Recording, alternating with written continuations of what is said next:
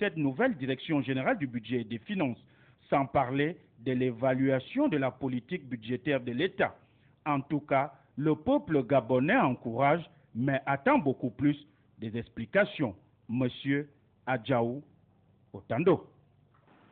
Avis au directeur général du budget. On parle politique à présent avec ce point de presse au siège du Parti social-démocrate, si dans le premier arrondissement de la capitale gabonaise, au siège de cette formation politique de l'opposition, des questions relatives à la démarche entreprise par le président de cette formation politique, Joël Franck Nkoulou. Toutefois, en ma qualité de porte-parole du Parti social-démocrate, j'ai conscience que le temps passe vite, qu'il faut à l'opposition de définir au travers d'un dialogue national des conditions de transparence, mais qu'il faut aussi se mettre résolument sur le terrain pour bien se faire connaître et faire connaître ses intentions au peuple gabonais. C'est pour cette raison que le Parti social-démocrate a élaboré pour son président un programme de travail qui ne sera pas de tout repos. Après avoir été dans le Wellington, à son retour des États-Unis, où il prendra part à un séminaire sur les systèmes électoraux, il se rendra dans le Guéjindo, le Haut-Ogoué, le Guélolo, et après le 17 août, ce sera le tour des provinces de la Nyanga, de l'Angounié, du Moyen-Ogoué, de l'Ogoué maritime et enfin de l'Estuaire. Rassurez-vous, cette démarche effectuée par Pierre Claver Mavangué Moussavou est connue par les autres partis politiques de l'UEFA et ceux signataires de la déclaration du 23 mars 2015. Politique toujours avec cette initiative prise par les jeunes de l'Union nationale, un autre parti de l'opposition gabonaise, initiative visant la série d'installations des coordinations provinciales de ce mouvement des jeunes de l'Union nationale. Joël Franck Nkoulou en parle puisque ils sont tout simplement au stade des préparatifs. Nous sommes engagés au sein de l'Union nationale à conduire le pays vers le changement, vers l'alternance. Et cette alternance se fera. C'est dans cette optique que je voudrais inviter la jeunesse gabonaise de manière massive à prendre part à la cérémonie d'installation de la coordination provinciale de l'Estuaire et des différentes coordinations communales du mouvement des jeunes, dont celle de Libreville, celle d'Ovendo, d'Akanda et d'Untou. C'est par l'implantation du parti que le changement sera possible. C'est par l'implantation des organisations provinciales et locales du mouvement des jeunes que nous parviendrons à aboutir au changement que nous souhaitons tous. Je le dis parce que nous héritons d'un pays pourri. Un pays pourri par le système Bongo PDG. Et pour l'anéantir de manière systématique et virulente, la jeunesse gabonaise doit être debout.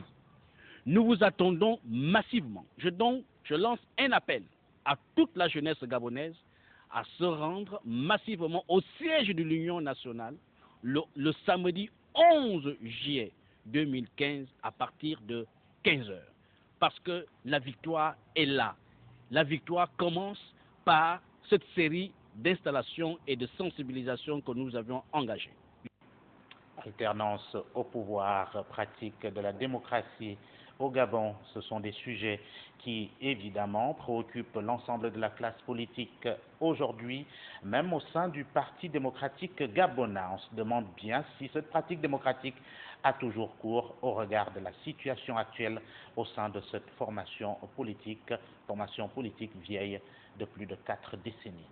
Le reportage est de Arnaud Manza. Le Parti démocratique gabonais n'aurait-il plus d'autre langue que celle du distingué camarade au point de fragiliser la liberté d'expression en son sein? Car depuis un bon nombre de mois, des langues justement se délient pour dénoncer cet état de choses. Plus flagrant, la dernière sortie du numéro 1 du parti, tel le père Fouettard, qui n'a de conseil à recevoir de personne, encore moins se prêter attentivement aux avis des uns et des autres. C'est du moins ce qui alimente les discussions depuis lors entre certains hauts cadres de ce parti. Voyant la lettre D contenue dans le sigle du parti, mis chaque jour un peu plus en péril. Alors question, le Parti démocratique gabonais serait-il en proie à une absence de démocratie interne? Le distingué camarade président aurait-il finalement le premier et le dernier mot, comme il se dit, dans les couloirs? Avec le tableau mi-sombre, mi-blanc qu'affiche le parti ces derniers jours, on serait tenté d'y croire. Cependant, le mis à l'index parle bien de dialogue au sein du parti. Il dit recevoir les membres lorsqu'ils le sollicitent. On est donc en pleine guerre de clochers. Si d'aucuns estiment que le parti souffre d'une autocratie sournoise, pour le camp d'en face, il n'en est rien, c'est simplement des lapins qui réclament leurs carottes. Mais il n'en demeure pas moins que l'arrivée en surface du mouvement Héritage et Modernité est la seule conséquence d'une sourde oreille, bien perceptible et entretenue, on dira sans doute, par l'entourage de l'indexé, qui lui, en arbitre, a vite fait de mettre en touche le Mogabo, qui pourtant continuerait de jouir de la confiance du distingué camarade et bénéficie largement de son soutien, selon une source proche du dossier. On voit bien que la sine qua non est celle d'appartenir à la cabine du Mogabo dissous pour que soit l'oreille attentive. Se dire que la nuit de long couteau est loin d'être finie, car pour la vieille garde, il faudra absolument faire du neuf avec du vieux. La nuit des longs couteaux, vous l'avez entendu. On parle de toute autre chose à présent. Il s'agit, comme vous le savez, du décès du pasteur Ernest Tomo, bien connu sous le nom de Zorobabel, le leader de l'église de Jérusalem d'Enzengayon, qui est décédé il y a quelques jours et sa dépouille devra être exposée d'ici quelques jours dans son église justement située à Enzengayon avant les derniers hommages à Libreville. On note qu'effectivement les préparatifs vont bon train, ainsi qu'ont pu le constater nos reporters Berdine Bengon en compagnie de Guy Serge Dizambo. Décédé le 30 juin dernier des suites d'une maladie, la dépouille du pasteur Ernest Tomo sera exposée à son domicile, si derrière l'école normale, dans moins de 24 heures. Dans une ambiance de deuil, chacun s'attelle à ce que ce dernier hommage soit à la hauteur du parcours de l'homme sur terre. La dépouille sera demain à partir de midi et exposition de la dépouille à 13h au domicile familial derrière l'école normale supérieure et jusqu'à 16h. Et de 16h à 24h, la dépouille sera exposée à l'église de Jérusalem d'Enzengayon. Après l'église, nous allons faire un départ sur le Wallentem à Bitam. Il y aura aussi une veillée pendant toute la journée et la nuit de vendredi soir. Et samedi matin, nous allons commencer à préparer l'illumination du... Voilà donc qui est dit. Sont attendus ceux désireux de soutenir la famille et accompagner Ernest Tomo auprès de l'Éternel qui l'a servi durant toute sa vie. le pasteur Ernest Tomo, dont la verve n'était pas sourde, et qui évidemment était bien connu de tous les milieux politiques, notamment de l'opposition, comme de la majorité. Nos reporters Joël Franck-Oncoulous et Edgar Zé se sont rendus au siège de l'Union nationale pour voir ce qui est prévu dans le cadre de ces obsèques. Je voudrais d'abord profiter de l'occasion qui m'est offerte pour rendre cet hommage à ce patriote émérite que fut Ernest Tomo. Ernest Tomo nous a accompagnés dans ce combat pour l'alternance.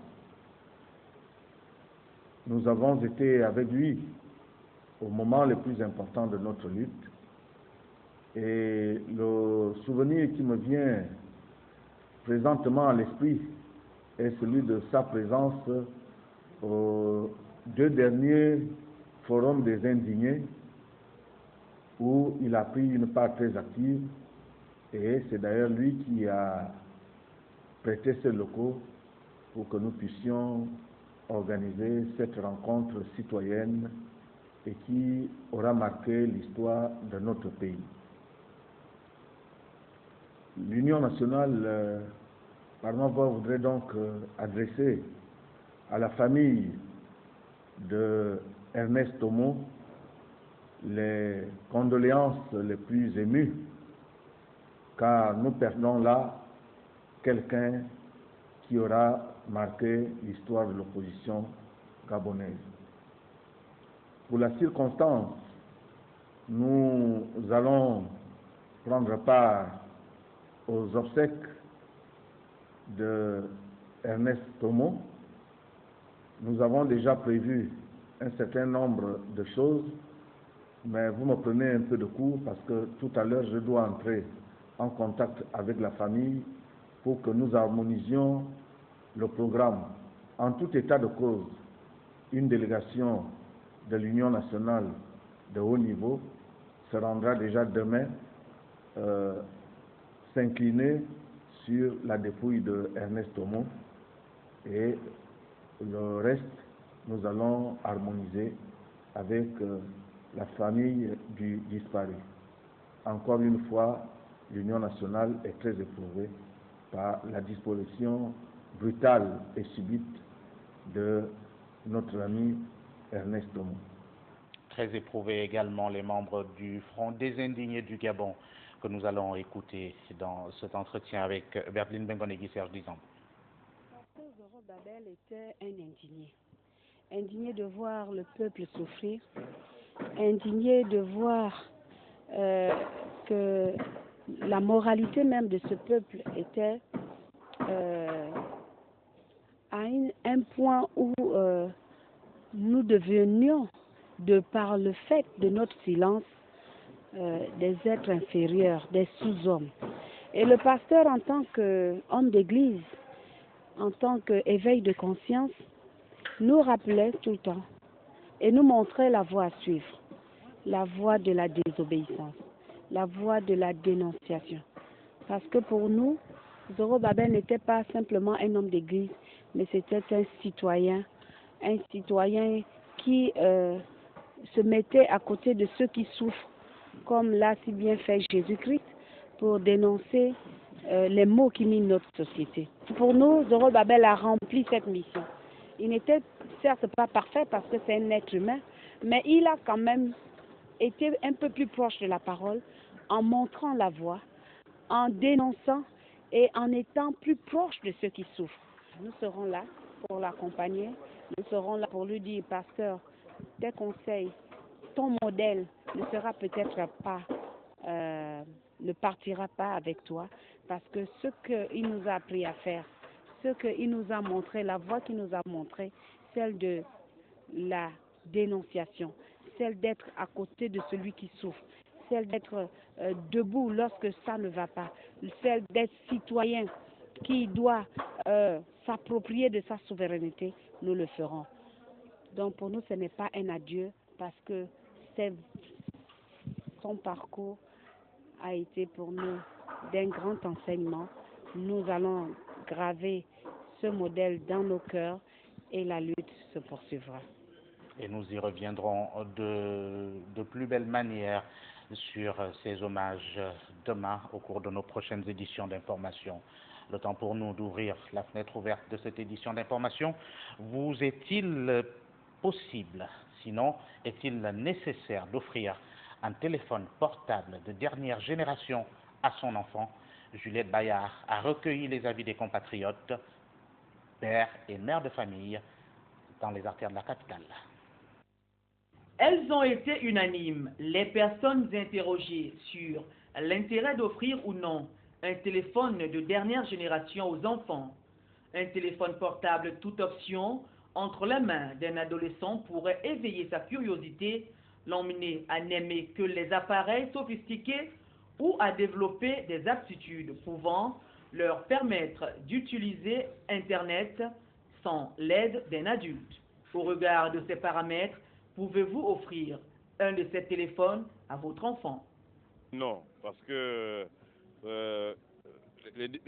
l'éducation dépend de la famille. Il y a des familles qui sont encore paternalistes et il y a d'autres familles qui sont assez ouvertes. Donc, pour mon cas, je ne peux pas offrir à mon fils ou à mon enfant un téléphone de dernière génération. C'est pas logique, remettre un enfant du premier âge au deuxième âge un téléphone, c'est pas vraiment logique. Parce que l'enfant, quand tu donnes l'enfant un téléphone, et puis tôt ou tard, l'enfant risque d'aller maintenant au-delà de tout. Ce n'est même pas bon d'offrir aux enfants des téléphones parce que d'abord, ça leur distrait. Un enfant qui a son téléphone, je ne pense pas qu'il ait la tête tellement à l'école, il aura la tête à son téléphone. Et le dernier cri, un enfant de je ne sais quel âge, de 6e, CM2, 5e, non, c'est pas du tout bon. Que redouteraient ainsi ses parents? Il pourrait découvrir des choses que moi, ça ne me plairait pas. Mais que d'autres parents, peut-être plus ouverts, accepteraient. Ça éloigne l'enfant de l'obéissance, ça éloigne l'enfant de son école, ça éloigne l'enfant de tous travaux de la maison. Et le téléphone, pour les enfants déjà même, surtout qui mettent ça aux oreilles, ce n'est pas bon. Pourquoi? Parce que quand l'enfant a le téléphone branché, même quand on écoute, il est dit qu'il faut écouter au moins 30 minutes par jour pour le téléphone. Mais d'autres mettent ça dans l'oreille et puis passent la journée avec. C'est ce qui est même dangereux pour les enfants d'aujourd'hui. Expliquez-nous. Parce qu'il y a tout dedans. À nos temps, il n'y avait pas ça, il n'y avait pas le téléphone, il n'y avait pas la télé. Maintenant, avec l'Internet, là, ça fait beaucoup de choses. Ces appareils rendent-ils service ou, à contrario, avilisent-ils les adolescents? À chaque parent, sa conception. Et à chaque parent de décider de l'éducation de son enfant également. À l'étranger, l'information, allons d'abord la chercher en Guinée-Conakry, bien entendu, où Moussa Dadis Camara refait encore parler de lui, l'ancien chef de la junte guinéenne, est entendu depuis ce matin par des juges guinéens à Ouagadougou, où il vit en exil depuis 2010. Il pourrait être inculpé d'ici la fin de la semaine, dit-on, près de 6 ans après les faits. L'enquête sur le massacre du 28 septembre 2009, dans laquelle 400 victimes ont déjà été entendues et 15 personnes mises en examen semblent soudainement s'accélérer.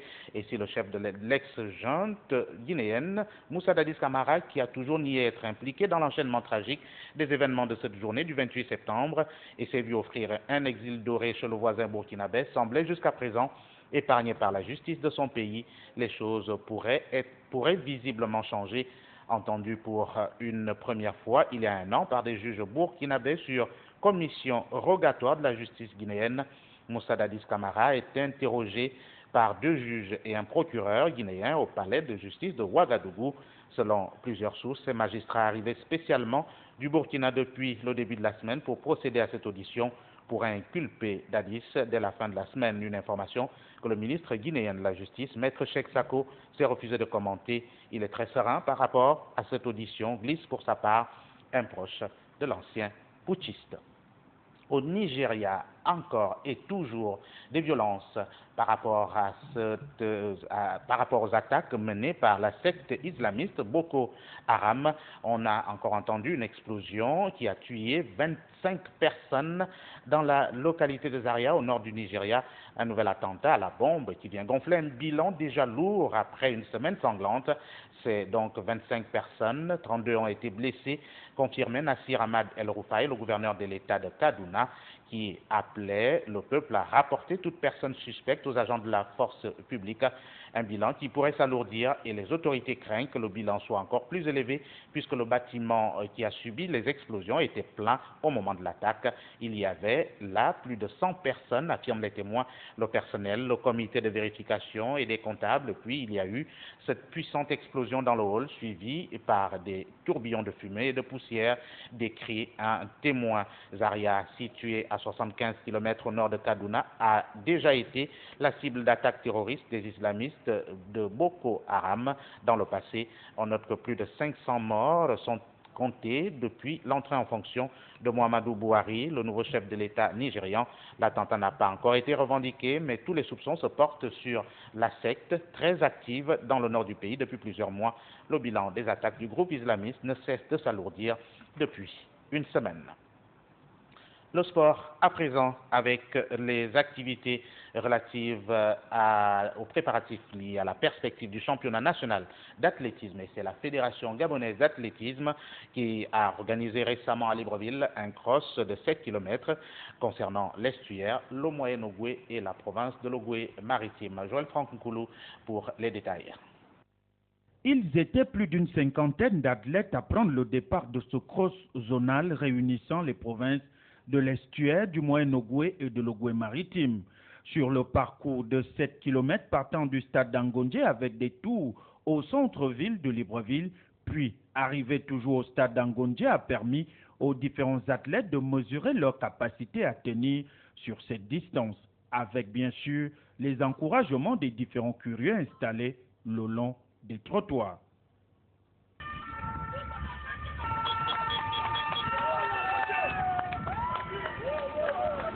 Au finish, le Moyen-Ogooué et l'Ogooué-Maritime finiront par occuper les premières places au détriment de l'estuaire, chez les hommes comme chez les dames. Bon, le parcours, il était mieux, 7 km, c'est un peu rapide par rapport à la discipline que je fais, semi-marathon et marathon. Mais quand même, ça a été mieux pour un début de cycle. Ça m'a permis d'être un peu en... Je dirais oui et non. Non, parce qu'on a eu à préparer, bon, on prépare de telles distances depuis longtemps. Et oui, par rapport aux collines qu'on a eu en ce qui a été un peu notre difficulté durant le parcours. Bon, avec l'expérience, on a su dominer tout ça. Aujourd'hui, je suis très content d'avoir pour mes performances aujourd'hui. Hier, on était également à coup de pied de cette compétition. On n'était pas inscrit là-dedans, mais le président a tout fait et a fait qu'on soit à cette compétition. J'ai été pied-moi. Et le premier c'était devant moi. J'ai dit que je remercie en fait beaucoup les médias. Je remercie aussi le ministère de la Jeunesse et du Sport. Je remercie aussi les dirigeants fort gentils qui ont aussi essayé de faire à ce que nous soyons là aujourd'hui.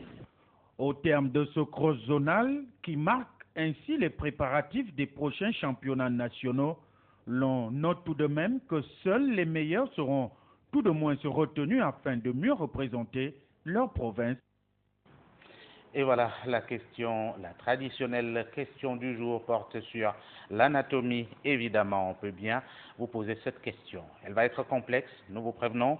Les os dans le squelette d'un nourrisson, à combien sont-ils estimés? Des réponses dans les artères de la capitale. Bonjour. Bonjour. Combien d'os compte le squelette d'un nouveau-né? Bah là, j'en ai aucune idée. Je sais pas. Là, je ne sais pas. Mais il n'y a rien qu'un médecin ou un médecin qui peut savoir combien comptent les os d'un nouveau-né. Étant quelqu'un qui ne connaît pas la médecine, je ne peux pas vous déterminer. Ça, je ne peux pas savoir ça. Ça, je ne peux rien vous dire. Hein. Moi, non, excusez-moi, parce que là, je ne connais pas, je ne maîtrise pas ça. Ah là, bon, je sais pas. Là, je connais pas. Ah, je sais pas. Hein. Je sais pas. 208. 200 os, puisque le squelette compte 200 os. Quand celui d'un nouveau-né aussi peut compter 200 os. Voilà, question complexe. Voici la réponse. On note que les bébés naissent avec 350 au moins, mais les os mous, et au fur et à mesure du temps, le nombre de ces os diminue, car certains peuvent se souder et se soudent de manière naturelle. Par exemple, 5 des vertèbres originelles fusionnent pour former cet os unique et dur situé en bas de la colonne vertébrale appelé l'ossacrum. Lorsque la soudure osseuse est achevée vers 20 à 25 ans, la plupart des adultes en possèdent par contre 206 et qui sont des os durs et définitifs, mais cela ne constitue pas une règle immuable. Certains individus, notons-le, vivent avec une vertèbre de plus ou de moins que la normale. Voici la réponse à retenir absolument. La page éphéméride de cette édition d'information, voici la citation du jour. Tu as un rêve, tu dois le protéger. Ceux qui en sont incapables te diront que tu es incapable. Si tu veux quelque chose, bats-toi. Point final. C'est de l'acteur américain, acteur et chanteur américain Will Smith. Le proverbe du jour, le voici. Une haie entre deux amis garde forcément l'amitié verte. Demain, nous serons le jeudi 9 juillet 2015. Nous serons dans le 190e jour de l'année. Il nous en restera 175 avant l'an 2016 et nous tirons progressivement vers la fin de la 28e semaine. Les prénoms à fêter dès demain, tous ceux qui ont pour prénom Amandine, Hermine, Irma, Marianne, du moins ces femmes qui ont tous ces prénoms méritent vos cadeaux et vos sourires, pourquoi pas dès demain. Et ce communiqué de la Direction Générale de TV+, 2118 jours au compteur que le ministère de la Communication séquestre le matériel de TV+, et ce depuis le 30 août 2009 à 17h, date de la dernière élection présidentielle. Les équipements audiovisuels, satellitaires et d'émissions UHF Libreville de TV+, installés à la Cité de la Démocratie et qui permettaient une télédiffusion nationale et internationale, sont encore séquestrés par le ministère de la Communication. TV+ réclame ces équipements au nom de la liberté de presse enclamée en République gabonaise. Tous nos remerciements pour nous avoir suivis. On se donne rendez-vous demain à la même heure. Bonsoir.